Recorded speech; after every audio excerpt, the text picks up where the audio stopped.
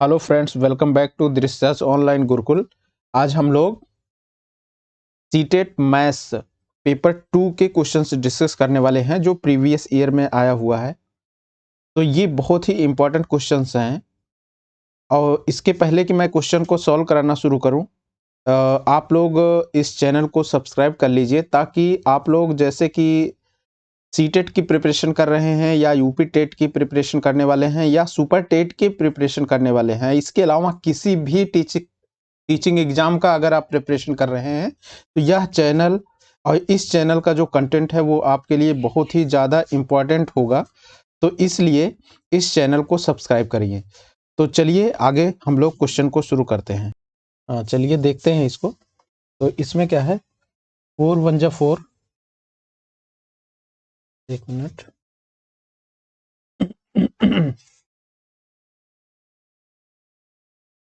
ये तुम्हारा 4 1 जा 4 और 4 8 32 हो गया। 32 2 4 6 24 1 25 हो गया और 4 चौक 16। इस तरीके से कैंसिल हो गया। फिर देखिए, फिर ये 4 से कैंसिल आउट हो सकता है। 4 का नम 4 और 4 दूनी 8, 4 दूनी 8, 4 का नम 4 2 6, 4 6 24। फिर ये कैंसिल आउट हो गया। तो 2 1 6 कितना बचा? तो यहाँ बचा, एक बार फिर लिख लेता हूँ ताकि क्लियर रहे। तो 2 1 6 माइनस के साथ है, इंटू कितना है, इंटू 5 है। तो 5 को भी यहाँ कैंसिल कर देते हैं पहले। 5 1 5 8, ठीक है। तो 5 भी नहीं रहा, तो इस तरीके से ये वैल्यू नहीं रही। डिवाइडेड बाई कितना हो गया? 8, डिवाइडेड बाई 8। तो अब देखिए तो 8 दूनी माइनस के साथ आएगा, तो 8 दूनी 16, 2 हो गया। 8 दूनी 16 हो गया और 16 5 21 56 है। तो 8 सते 56 7 जा, ठीक है। तो इस तरीके से 27 आ गया। किसकी वैल्यू? एक क्यूब, ठीक। एक क्यूब की वैल्यू आ गया -27। तो -27 का अगर रूट निकालेंगे तो a इज इक्वल टू कितना आया? a इज इक्वल टू आ गया आपका -3। -3। तो इसका जो सही आंसर होगा वो आंसर कौन सा होगा? आंसर सी होगा। सी इसका करेक्ट आंसर है, सी। तो चलिए नेक्स्ट क्वेश्चन को हम लोग देखते हैं। इस क्वेश्चन को देखिए, इसमें क्या है, m का मान ज्ञात करना है हमको। एक मिनट, m की वैल्यू हमको कैलकुलेट करनी है। m का मान ज्ञात करना है और ये इक्वेशन गिवन है। तो देखिए यहाँ 2/9 की पावर कितनी है? 2m-1, ठीक है। तो इधर की भी जो पावर है वो हम क्या कर लेंगे? 2/9 के फॉर्मेट में कर लेंगे। अगर इसको देखिए, इस पार्ट को, तो यहाँ 2/9 की पावर, ये तो 3 है ही है, इनटू इसको देखिए 2/9, इसको भी लिख सकते हैं 2/9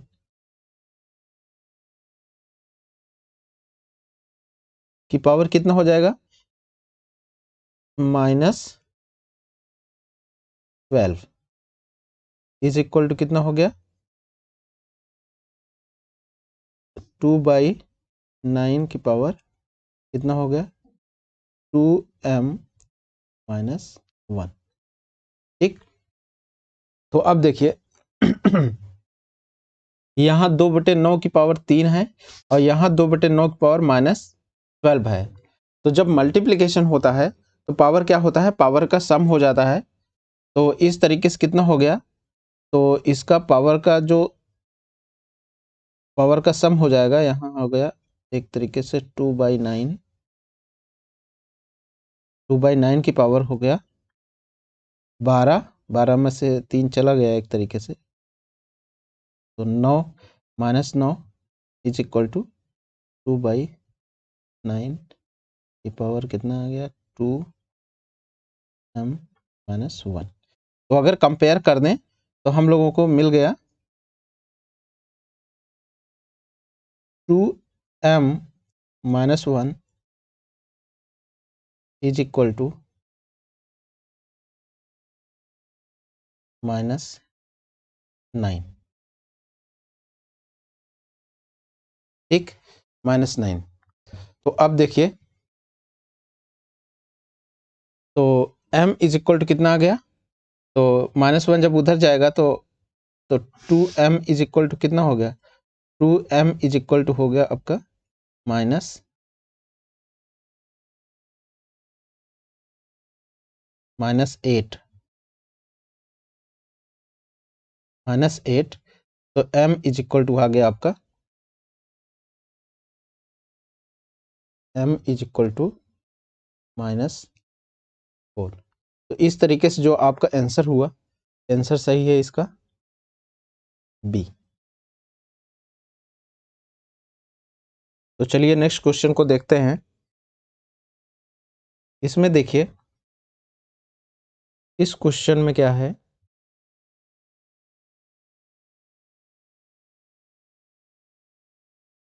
इस क्वेश्चन में मान लीजिए कि x is equal to, x की वैल्यू आपको गिवन है ये प्लस ये वैल्यू, ठीक है।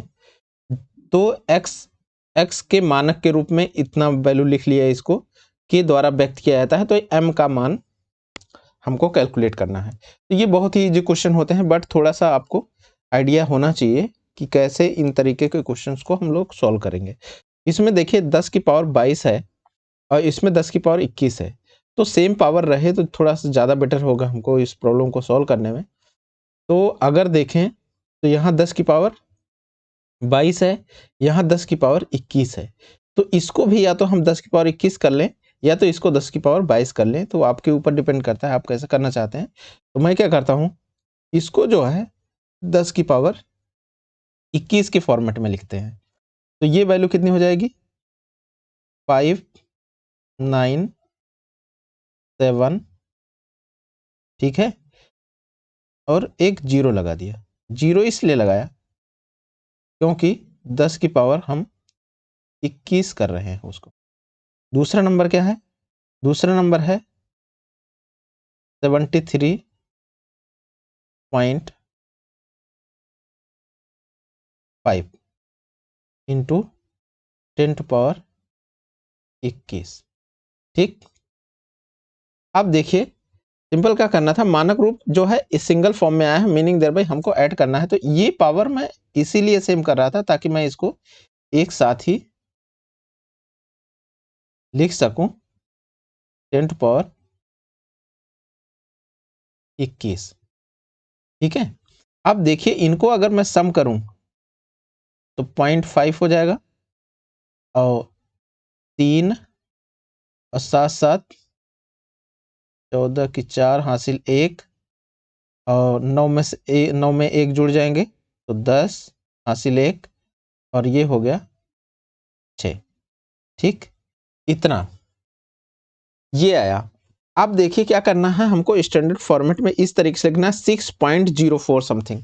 अभी आपका डेसिमल कहाँ है, यहाँ है, ये है डेसिमल। अगर ये दशमलव यहाँ शिफ्ट होके आएगा मतलब 3 पॉइंट इस पावर में 21 की पावर में इंक्रीज कर जाएगा। तो अगर इसमें देखें 1 2 3, 3 पॉइंट लेफ्ट साइड में आएगा तो ये हो जाएगा 21 में 3 जुड़ के कितना हो जाएगा 24 हो जाएगा। तो इसका 6.0435 इंटू 10 टू पावर कितना हो गया 21 और 3 इधर शिफ्ट होने की वजह से ये हो गया 24, ठीक। तो इस तरीके से आपका जो आंसर आया वो क्या होगा, आंसर हुआ 24। और ये सही है आपका बी। ठीक, तो चलिए नेक्स्ट क्वेश्चन को हम लोग सॉल्व करते हैं। इस क्वेश्चन को देखिए, इसमें है यदि 2m minus, just a minute, इसमें देखिए इस क्वेश्चन में क्या है, 2m minus 1/2m is equal to 2, तो इसका मान ज्ञात कीजिए m² प्लस 1/16 m²। ठीक है, इस वैल्यू को ज्ञात करना है। ध्यान से देखिए, ये बहुत ही इजी क्वेश्चन है, बट कुछ फंडामेंटल फार्मूले आपको पता होने चाहिए। इसमें अगर देखें तो इसको अगर हम 2 यहाँ कॉमन ले लें, 2 अगर हम कॉमन ले लें तो आपको मिल जाएगा m minus 1/4m is equal to 2। इसमें तो किसी को कोई प्रॉब्लम नहीं होगी। अब क्या करना है, ये 2 कैंसिल आउट हो गया। अब स्क्वायर कर दीजिए। स्क्वायर अगर हम कर देते हैं, दोनों टर्म का स्क्वायर कर देते हैं तो आपको क्या हो जाएगा, फार्मूला मैं लिख देता हूं, a माइनस b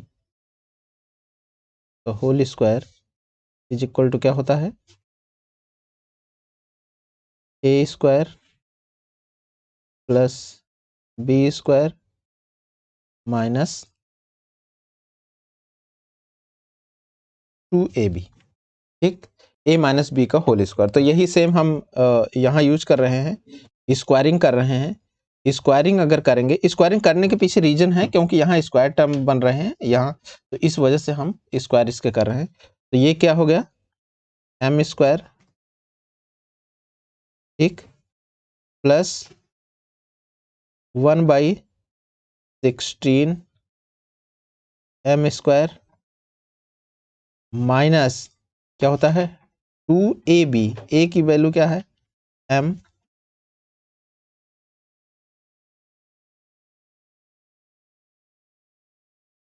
और इनटू 1/4m। ठीक, 1/4m इज इक्वल टू 1। तो अब देखिए इसमें 2 2 जा 4,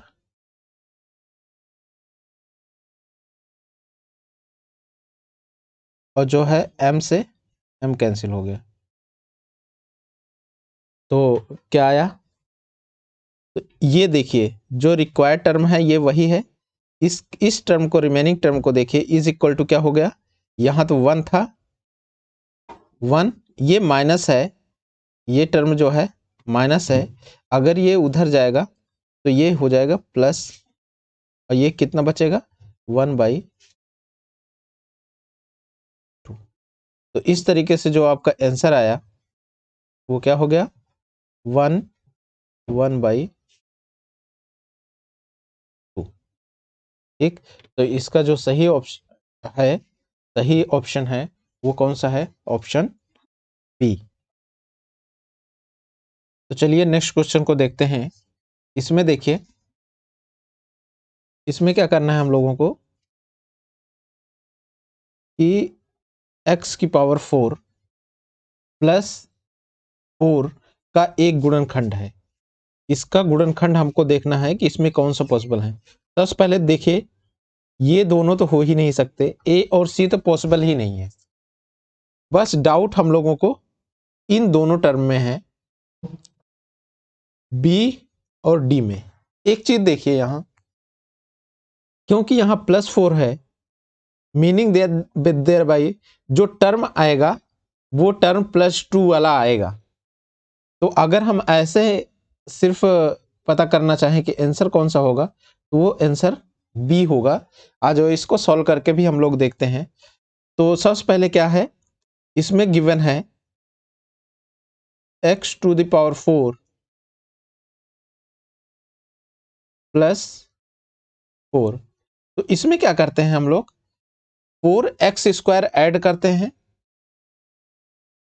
प्लस 4x² और माइनस भी कर देते हैं 4x²। ठीक। अब ये कितना हो गया, ये हो गया x² और प्लस 2 का होल स्क्वायर हो गया, इसमें तो कोई डाउट नहीं, माइनस ये क्या हो गया 2x का होल स्क्वायर। ठीक। तो बस अब तो a² माइनस b² हो गया। तो आपको पता ही होगा a² माइनस b² का जो फार्मूला होता है, एक ब्रैकेट में a प्लस b और दूसरे ब्रैकेट में a माइनस b। ठीक। तो एक में a प्लस b कर दो, दूसरे में a माइनस b कर दो। तो इसमें क्या हो गया, तो x²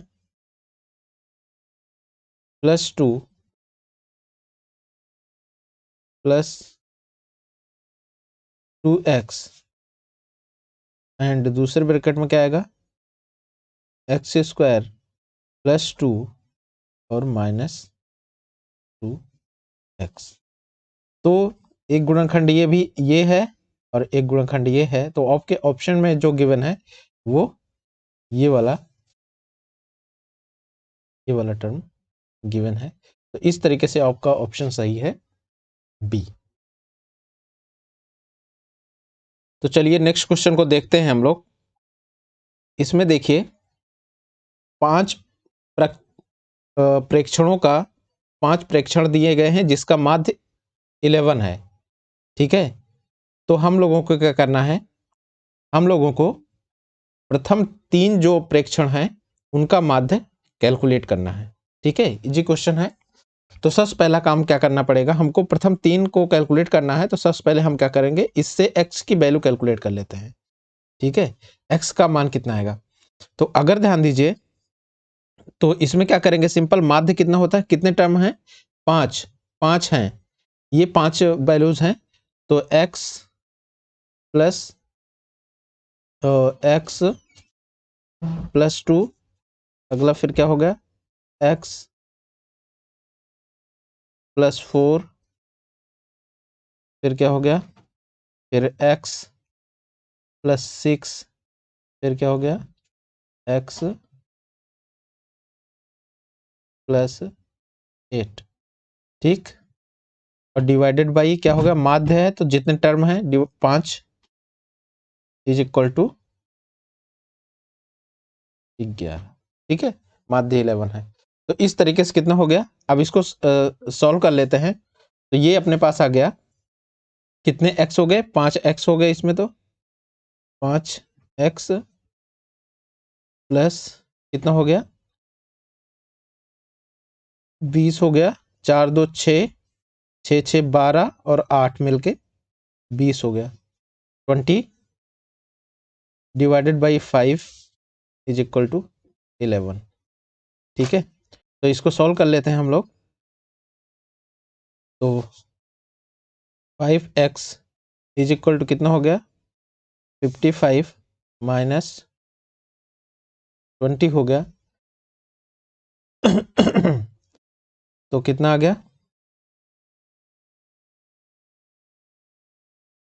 35। तो 5x इज इक्वल टू 35 आ गया। तो x की वैल्यू आपकी आ गई, x इज इक्वल टू कितना आ गया 7 हो गया, 5 7 35। तो x इज इक्वल टू आपको 7 मिल गया, ये x की वैल्यू है।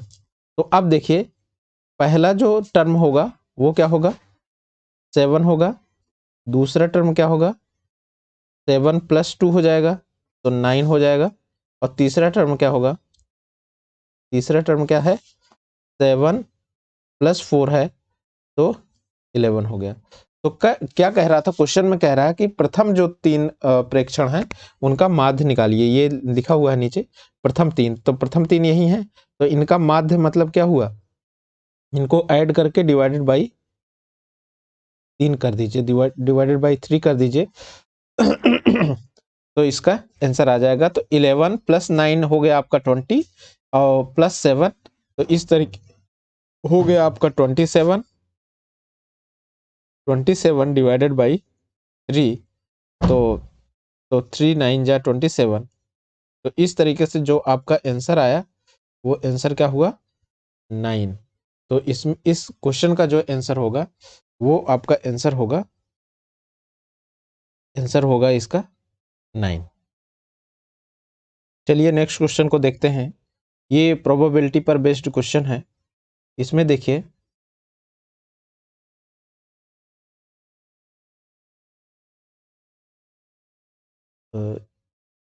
हाँ, एक थैले में 5 लाल, ध्यान देना, 4 हरे और 3 काले। ठीक है, लाल, हरे और काले कंचे हैं। सभी कंचे रंग के अतिरिक्त सभी प्रकार से एक जैसे अर्थात सर्वसम है। थैले में से बिना इनमें देखे एक कंचा बाहर निकाला जाता है। यह कंचा हरे रंग का नहीं है, इसकी प्रायिकता क्या है? यह कंचा हरे रंग का नहीं है, इसकी प्रायिकता क्या है?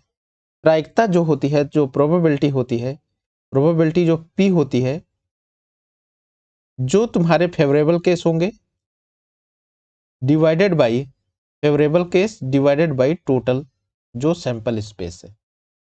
अब देखिए बहुत ही इजी क्वेश्चन है। फेवरेबल केस का मतलब है जो आपको चाहिए, जो क्वेश्चन में कह रहा है। तो ये देखिए कि हरे रंग का नहीं है। हरे रंग का नहीं है मतलब हरा तो 4 हैं, तो जो हरे नहीं है वो कितने हैं? 5 और 3 मिलके 8 हैं। ठीक है, 8 हो गए जो हरे नहीं है, यही कह रहा है क्वेश्चन में। अब देखिए एस जो है टोटल सैंपल स्पेस है, तो टोटल कितने हैं? 5 4 9 और 3 12। ठीक है, तो 4 दूनी 8 और 4 तिहाई 12। तो इस तरीके से जो प्रोबेबिलिटी आई वो कितनी आई? 2/3। तो आपका जो आंसर सही होगा वो आंसर कौन सा सही है? आंसर कौन सा सही है? वो है आपका डी। तो चलिए नेक्स्ट क्वेश्चन को देखते हैं। इस क्वेश्चन में क्या है? इसमें 1 मिनट। इसमें देखिए यदि A B into B A is equal to B C B है, जहां ए बी और सी केवल एक ही अंक को प्रदर्शित करते हैं और A does not equal to B does not equal to C है, तो A plus B plus C का मान ज्ञात करना है। इस तरीके के question hit and trial based पे होते हैं। इसमें बस आपको नंबर पुट करने हैं और उसके करस्पॉन्डिंग एक वैल्यू को कैलकुलेट करना है। अगर इसमें देखें हम लोग तो इसमें कह रखा है कि ए बी सी जो है, ए बी और सी जो है एक अंक को प्रदर्शित करते हैं। तो एक अंक को प्रदर्शित करते हैं और ये कंडीशन आपकी फुलफिल होनी चाहिए जो इसमें गिवन है। तो अगर हम ए को कंसीडर करें 2 और बी को कंसीडर करें 3 और सी को कंसीडर करें 4, तब हम इस कंडीशन को चेक कर लेते हैं जो इसमें क्वेश्चन में गिवन है। अगर इसको फुलफिल कर रहा है तो तीनों को ऐड कर देंगे, वही हमारा आंसर हो जाएगा। तो ए बी इंटू बी ए करना है। ए बी मतलब 2 इंटू 3 हो गया। अब इंटू बी ए करना है। बी क्या है? बी 3 है। 3 इंटू ए की वैल्यू फिर 2 है। इज इक्वल टू क्या कह रहा है? इज इक्वल टू कह रहा है बी सी बी। बी की वैल्यू क्या है?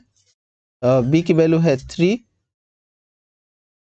इंटू सी 4 और फिर बी इंटू 3।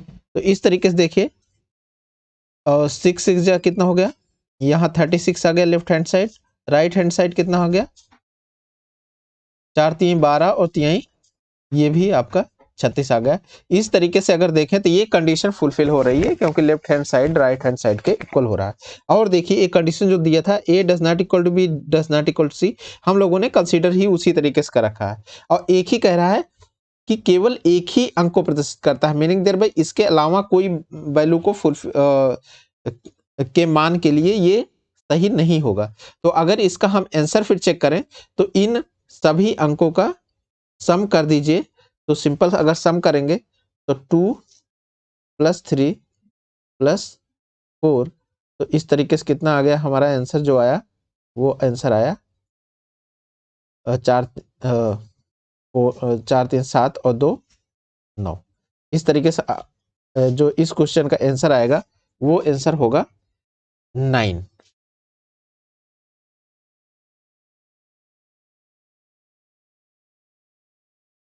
चलिए नेक्स्ट क्वेश्चन को देखते हैं। इसमें देखिए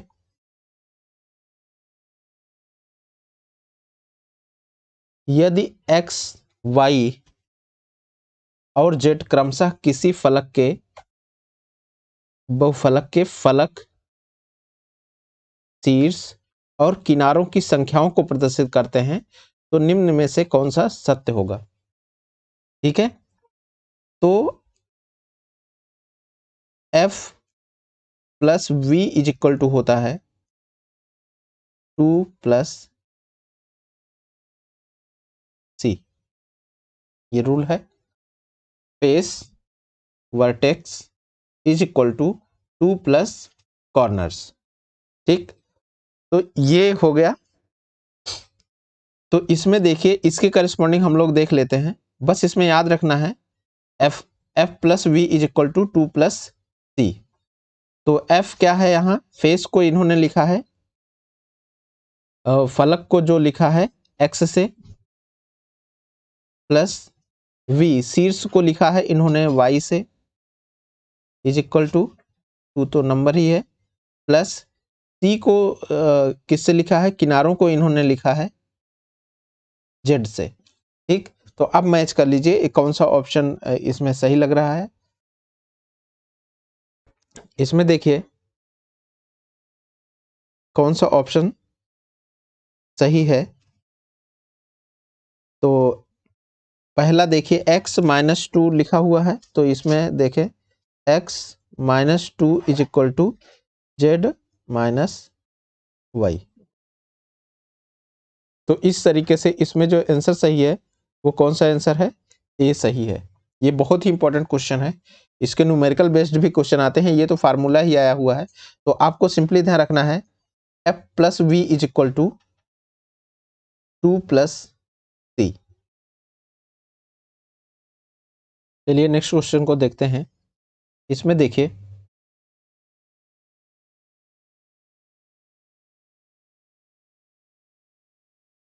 रवि ने 2 वस्तुएं प्रत्येक को 1500 रुपए में खरीदा। उसने एक वस्तु को 6% लाभ तथा दूसरी वस्तु को 4% हानि पर बेचा। ठीक है, पूरी सौदे में उसको लाभ या हानि का प्रतिशत निकालना है। तो पहला क्या किया उसने, पहला जो सौदा है उसने 6% लाभ पर किया। तो 6% लाभ कितना हो गया, 1500 रुपए का था, 1500 का 6%। ठीक है, 2 जीरो कट गया, तो 15 छक्का 90। तो 90 रुपया जो है, 90 रुपए का लाभ हुआ पहले सौदे में। दूसरे में जो है 4% की हानि हुई, कितने में, 1500 का 4%। ठीक है, तो 2 जीरो, तो 15 चौको 60 रुपए।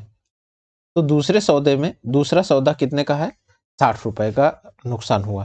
तो टोटल अगर हम देखें, तो टोटल अगर देखो तो लाभ कितना हुआ, टोटल लाभ जो हुआ, लाभ कितना हो गया, 90 रुपए का फायदा हुआ, 60 का नुकसान हो गया, तो लाभ कितना आया, 30 आया, 90 - 60। तो टोटल लाभ जो है 30 रुपया हुआ। ठीक, 30 रुपया लाभ हुआ। अब प्रतिशत में हमको निकालना है, अब तो लाभ हुआ, अब 30 रुपया। ठीक, तो प्रतिशत लाभ कितना हो गया, तो परसेंटेज प्रॉफिट जो आया आपका इज इक्वल टू 30 रुपए का लाभ हुआ। कितने पे हुआ?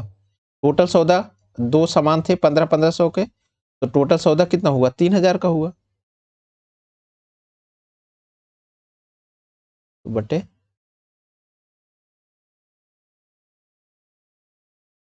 ये पेन वर्क नहीं कर रही है, एक मिनट, हाँ फिर से लिख लेते हैं। हाँ 3000 इंटू 100, तो इसमें ये आपका हो गया। तो अराउंड अगर देखें तो ये आपका 1% का प्रॉफिट आपका शो हो रहा है। तो इस तरीके से जो इसका आंसर सही होगा वो आंसर कौन सा होगा? आंसर सी होगा। ठीक, बहुत ही अच्छा क्वेश्चन है। इस तरीके के क्वेश्चन आपको पता होने चाहिए क्योंकि बार बार रिपीट हो रहे हैं इस तरीके के क्वेश्चंस।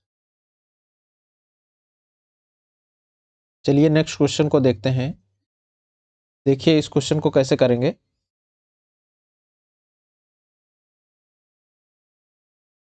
निम्न स्थितियों में से किस स्थिति में चतुर्भुज ABCD की रचना संभव नहीं है? चतुर्भुज जो है एक चार भुजा,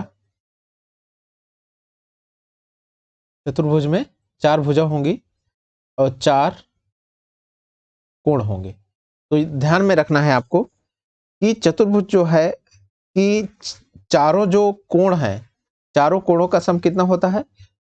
360 डिग्री होता है। ठीक है, चारों कोणों का सम 360 डिग्री से अधिक नहीं हो सकता। ये चीज बेसिक कंडीशन है। तो पहले हम इसी पर ही चलते हैं कि चतुर्भुज है तो अगर कोण हमको चारों दिया है तो हम कोणों को जोड़ के देख लेते हैं कहीं वो ज्यादा तो नहीं है, क्योंकि हमको यही इसमें फाइंड आउट करना है कि कौन सा संभव नहीं है। हो सकता है ऐसा गिवन हो। तो इसमें देखिए पहले में तो साइड्स गिवन है तो उसको रहने दीजिए, दूसरे में भी एंगल साइड्स गिवन है। अगर हम फोर्थ देखें इसमें तो एंगल ए बी और सी, ठीक है, ये गिवन है। इसमें देखते हैं हम लोग, एक मिनट, जस्ट अ मिनट। हाँ चलिए इसको देखते हैं। इसमें क्या है,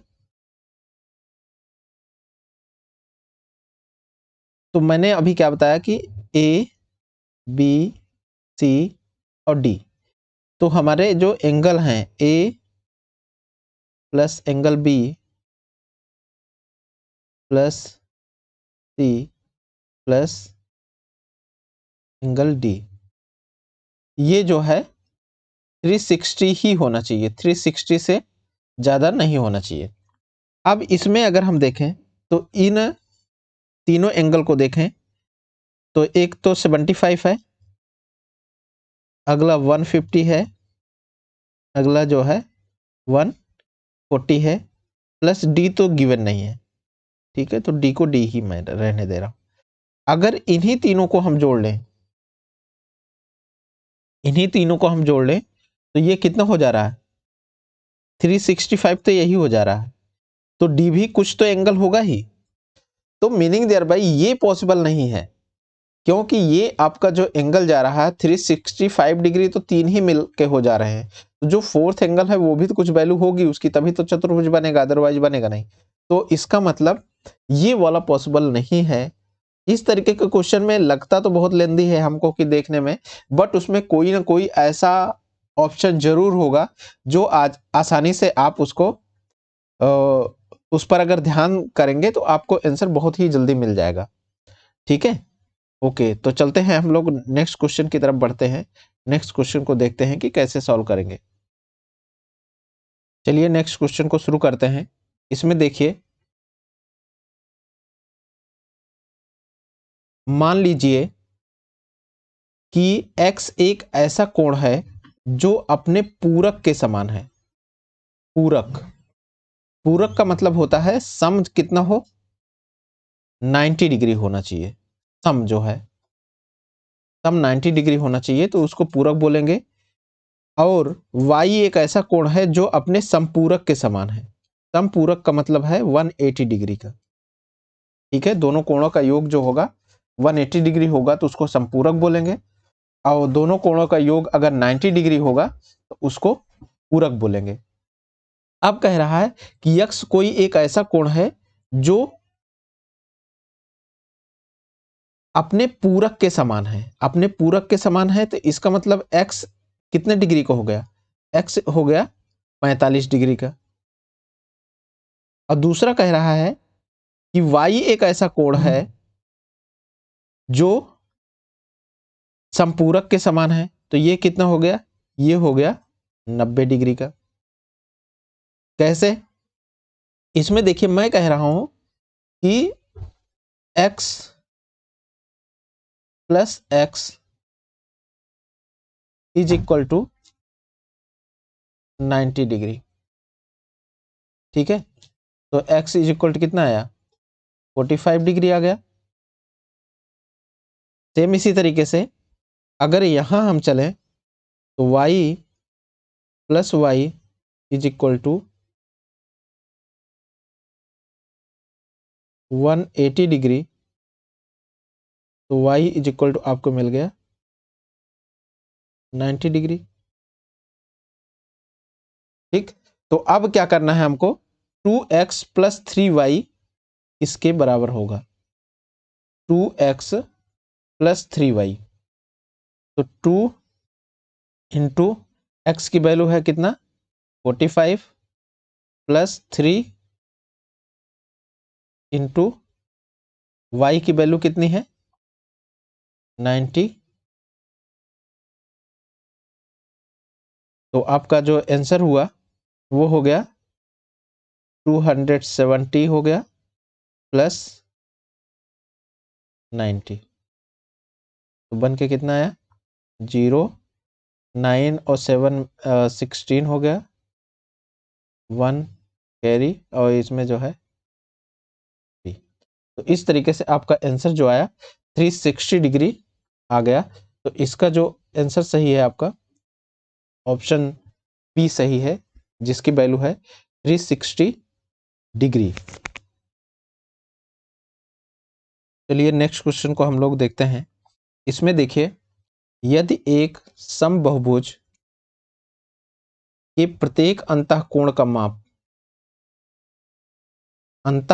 माप 108 डिग्री है तो भुजाओं की संख्या क्या होगी। तो समबहुभुज के अंतःकोण का माप अगर ज्ञात है तो बाह्य कोण क्या होगा, बाह्य एंगल जो होगा, बाह्य कोण कितना हो जाएगा 360, बाह्य कोण जो है 180 माइनस कितना हो जाएगा 180 माइनस अंतःकोण।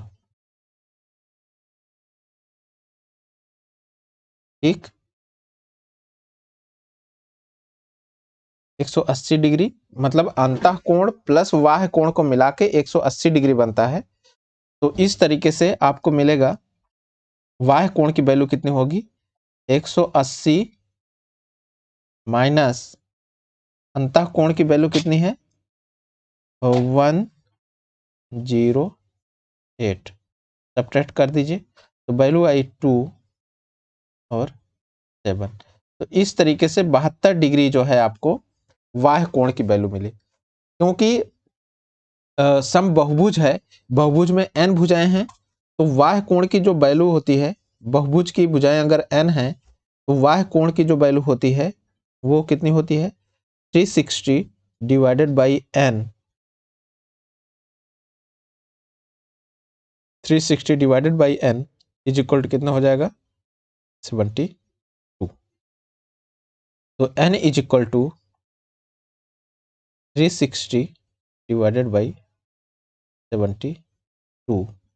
तो इस तरीके से 72 5 जा 360 हो जाएगा। तो n की जो वैल्यू आएगी, नंबर ऑफ बहुभुज की जो साइड्स हैं वो कितनी हो जाएंगी, वो हो जाएंगी 5। तो इसका जो ऑप्शन सही होगा, आंसर जो आएगा, आंसर होगा ए आंसर सही होगा। जो समबहुभुज है इसमें 5 भुजाएं होंगी।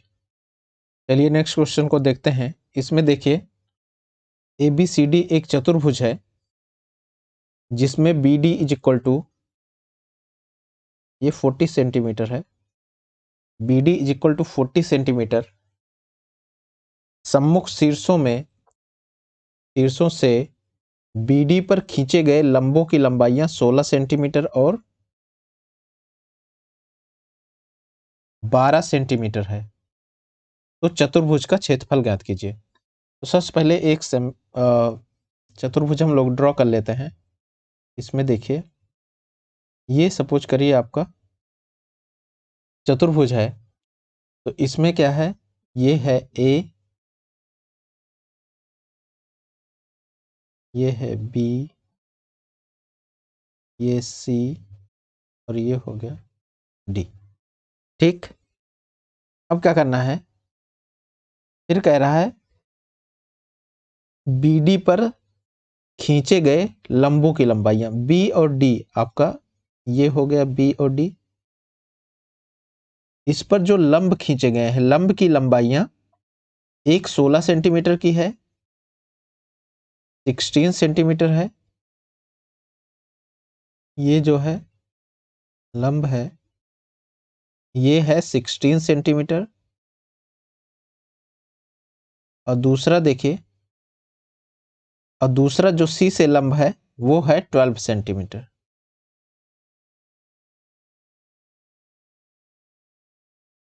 ये है 12 सेंटीमीटर। ठीक, और BD क्या था, BD है 40 सेंटीमीटर, तो ये 20 हो गया और ये भी 20 हो गया। तो 20 आपका टोटल 40 सेंटीमीटर हो गया। तो कह रहा है कि चतुर्भुज का क्षेत्रफल ज्ञात कीजिए। तो क्षेत्रफल बराबर क्या होता है, 1/2 आधार गुणे लंब होता है। तो इसमें देखिए, अगर इस वाले फिगर में हम देखें, बी डी और सी में, BDC में अगर देखें तो 1/2 1/2 इंटू आधार कितना है, आधार इसका 20 है। 20 मिला के आपका एक तरीके 40 हो गया। 40 इंटू हाइट कितनी है, हाइट है 12। सेम इसी तरीके से इस वाले त्रिभुज में आ जाइए। इसमें भी कितना होगा, 1/2 आधार इसमें भी वही है 40 गुणे लंब, आधार गुणे ऊंचाई होती है। तो ऊंचाई कितनी है, तो ऊंचाई देखते हैं। ऊंचाई इसमें 16 गिवन है, ये है 16, तो ये हो गया 16। ठीक, तो बस इसी को सिंपली हम लोगों को सॉल्व कर लेना है। तो कितना हो गया, ये हो गया 20, ये 20, तो 16 दूनी 32, 320 हो गया, ये सेकंड टर्म। और ये हो गया 12 दूनी 24, 240। तो आपको वैल्यू जो आ गई 560 सेंटीमीटर स्क्वायर। तो इस तरीके से जो इसका क्षेत्रफल आ गया त्रिभुज का, आपको मिला 560 वर्ग सेंटीमीटर। तो इसका जो आंसर ऑप्शन सही है वो ऑप्शन सी है, जो करेक्ट है इसमें। चलिए नेक्स्ट क्वेश्चन को देखते हैं। इसमें देखिए, कागज की 2 शीटें ली गई हैं जिनकी माप 22 सेंटीमीटर इंटू 28 सेंटीमीटर है। प्रत्येक सीट से एक बेलन बनाया गया है जिसमें एक की ऊंचाई 22 सेंटीमीटर तथा दूसरे की ऊंचाई 28 सेंटीमीटर है। तो उनके आयतनों में अंतर क्या होगा। ठीक है, ये क्वेश्चन बहुत ही लॉजिकल है, इसको आसानी देखते हैं, बहुत ही इजी भी है। तो इसमें एक्चुअली आयतन की बात की जा रही है, बेलन का आयतन जो है, तो बट इसमें क्या है, हाइट तो अलग अलग है, बट अगर वॉल्यूम या आयतन की बात करोगे तो पाई आर स्क्वायर एच जो होगा, पाई आर स्क्वायर एच, अगर आप बेलन की ऊंचाई अलग रख रहे हो तो उसकी त्रिज्या बदल जाएगी, लेकिन जो आयतन होगा, आयतन जो है सेम ही आयतन होगा, आयतन में कोई चेंज नहीं होगा। तो मीनिंग देयर बाई पहले वाले का भी आयतन वही रहेगा जो दूसरे वाले का रहेगा। तो इस तरीके से जो उनमें चेंज आएगा, जो कह रहा है कि चेंज कितना होगा आयतन में, तो आयतन में अंतर जो होगा वो 0 होगा, क्योंकि दोनों के आयतन सेम रहेंगे। ऊंचाई अलग होने से, क्योंकि जो सीट ली गई है वो 22x28 की है, वो दोनों के दोनों ही जो बेलन बनाए गए हैं उनके लिए सेम सीट यूज की गई है। इस वजह से इसका आंसर जो होगा, इसमें जो क्वेश्चन है आपका आंसर ए इसमें करेक्ट होगा। काफी इंपॉर्टेंट क्वेश्चन है, इस ऐसे क्वेश्चन में सॉल्व करने की जरूरत नहीं होती है, बस आप इजीली देखेंगे क्वेश्चन को आसानी से, तो आपको खुद ही पता चल जाएगा कि कौन सा ऑप्शन सही होने वाला है इसमें। तो चलिए नेक्स्ट क्वेश्चन की तरफ बढ़ते हैं। चलिए इस क्वेश्चन को देखते हैं। इसमें देखिए, तार के दो टुकड़े लिए गए हैं जिनकी लंबाई गिवन है 5024 सेंटीमीटर है। ठीक है, दो टुकड़े हैं तार के, लंबाई कितनी है 5024 सेंटीमीटर। तार के एक टुकड़े से एक वर्ग, पहला जो तार का टुकड़ा था उससे एक वर्ग या स्क्वायर बनाया गया, और दूसरे से एक वृत्त बनाया गया है। तो उनके क्षेत्रफल के अनुपात ज्ञात कीजिए। तो वृत्त का जो क्षेत्रफल होता है वो क्या होता है, वृत्त का क्षेत्रफल होता है पाई आर स्क्वायर। ठीक, इसका अनुपात हमको ज्ञात करना है, किसका, दूसरा। और वर्ग के क्षेत्रफल, वर्ग का क्षेत्रफल क्या होता है, भुजा का square, meaning thereby a square. तो सबसे पहले हम लोग क्या करते हैं, वृत्त की त्रिज्या निकाल लेते हैं जो आर की वैल्यू है, और वर्ग का की भुजा हम लोग कैलकुलेट करते हैं कि ए की वैल्यू क्या आएगी। ठीक, तो अब देखिए, क्योंकि तार है, एक तार लंबा है जिसको मोड़ के एक स्क्वायर बना दिया गया, तो इस तरीके से देखिए, इसका मतलब 4a बराबर कितना आ गया, 4a बराबर दिया है आपका 5024, 5024। तो a की वैल्यू कितनी आ गई, जो भुजा वर्ग की आई, 4 का नाम 4, 1 5, 4 4 2 जा 8 2 5, ठीक है, और 6, सिंपल डिवीजन कर दिया हमने, तो a इज इक्वल टू हो गया 1256। ठीक, तो ये जो ये क्या है तुम्हारा, ये वर्ग की भुजा है। अब दूसरा क्या फैक्टर हमको कैलकुलेट करना था, दूसरा कैलकुलेट करना था त्रिज्या, वृत्त जो हमारा है। तो वृत्त क्या होगा, वृत्त जो उसकी परिधि होगी 2 पाई आर इज इक्वल टू कितना हो गया 5024, क्योंकि तार वही था, तो 2 से कैंसिल आउट कर दें, अगर हम इसको 2 से कैंसिल आउट हो जाएगा, तो 2 2 जा 4, 2 5 जा 10, 1 और 2, 2 5 1 2। ठीक है, तो इस तरीके से जो आर की वैल्यू आई, त्रिज्या जो इसकी आई, आर इज इक्वल टू कितना आया 2512 डिवाइडेड बाई पाई। ठीक, तो चलिए इसमें देखते हैं हम लोग। अब इसको यहां पुट कर लेते हैं और आंसर चेक करते हैं हम लोग कि क्या आएगा।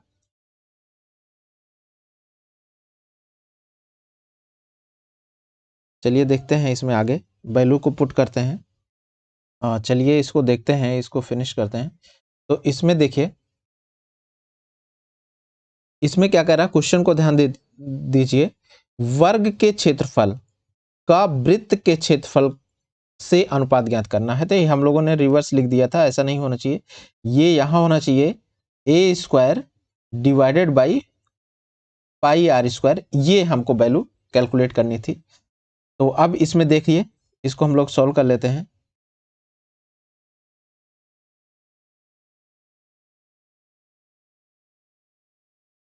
हाँ, अब देखते हैं, वैल्यू को पुट करते हैं। ए स्क्वायर, ए की वैल्यू कितनी आई थी, ए की वैल्यू हमारे पास थी 1 2 5 6, स्क्वायर है तो 2 बार लिखेंगे, 1 2 5 और 6, डिवाइडेड बाई पाई तो है इंटू आर स्क्वायर, आर को भी 2 बार लिखेंगे, आर की वैल्यू कितनी है 2 5 1 2 2 5 1 2 इंटू 2 5 1 2, पाई यहाँ भी और यहाँ भी, ठीक। तो पाई, एक पाई से तो आपका पाई कैंसिल आउट हो गया। अब देखिए, अगर इसको ध्यान दें तो ये पाई आपका ऊपर चला जाएगा और ये 1256 2 जा, ये 2 टाइम्स है और ये भी आपका इसका 2 टाइम्स है 1 जा। तो इस तरीके से आपको पाई तो ऊपर चला गया, डिवाइडेड बाई 2 इंटू 2, तो पाई divided by 8, pi divided by 8 आपका इसका आंसर आ गया, पाई डिवाइडेड बाई 8। तो इसमें जो आपका ऑप्शन सही है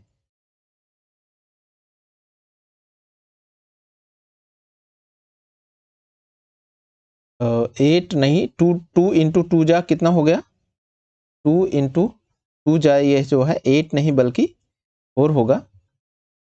तो इसमें जो ऑप्शन आपका सही हुआ वो ऑप्शन कौन सा सही है, वो ऑप्शन ए सही हुआ, क्योंकि ये है आपका पाई डिवाइडेड बाई 4। तो इस तरीके के क्वेश्चन में हमको ध्यान देना है, सब क्वेश्चन को पढ़ेंगे केयरफुली ताकि हम इस तरीके से की मिस्टेक्स ना कर पाए कि किस तरीके से रेशियो लेना है, कौन सा ऊपर रखना है, कौन सा न्यूमरेटर में रखना है, कौन सा डिनोमिनेटर में रखना है। तो चलिए देखते हैं नेक्स्ट क्वेश्चन को। चलिए इस क्वेश्चन को देखते हैं। इसमें देखिए, ये पेडागोजी का क्वेश्चन है। इसमें देखिए, अनीसा और अमित कक्षा 7th में पढ़ते हैं। अनीसा ने अमित को कहा कि यदि उसकी कक्षा में प्रत्येक विद्यार्थी के गणित के अंकों में 5 की वृद्धि की जाए तो औसत में 5 की वृद्धि होगी। उसने आगे यह भी कहा कि यह सभी संख्याओं के लिए सही होगा। अमित इससे सहमत नहीं हुआ और अनीसा ने 5 के स्थान पर संख्या n लेकर इसे सिद्ध किया। अनीसा ने उपयोग किया है, क्या उपयोग किया है, तो ये है निगमिक तर्क, निगमन विधि है एक तरीके से, क्योंकि इसमें क्या किया, इसमें अनीसा ने क्या किया कि प्रस्तुत जो प्रश्न है उसको निगमन तर्क के आधार पर सॉल्व किया, क्योंकि पहले उसने क्या किया था, एक नंबर की बात की जो 5 में इंक्रीज किया तो उसका औसत भी 5 से इंक्रीज हो गया, लेकिन उसने फिर एक जनरलाइज नंबर n को लेके वही सेम चीज सिद्ध कर दिया। तो ये आपका निगमन तर्क है, ये जनरलाइजेशन या सामान्यीकरण की तरफ ले जा रहा है। तो इसका जो बेस्ट ऑप्शन होगा, जो सही ऑप्शन होगा, वो ऑप्शन सी है। तो इस तरीके से आज का हम सेशन यहीं फिनिश करते हैं। आप चैनल को सब्सक्राइब कर लीजिए ताकि आपको इम्पोर्टेंट वीडियोस मिलते रहें। Thank you.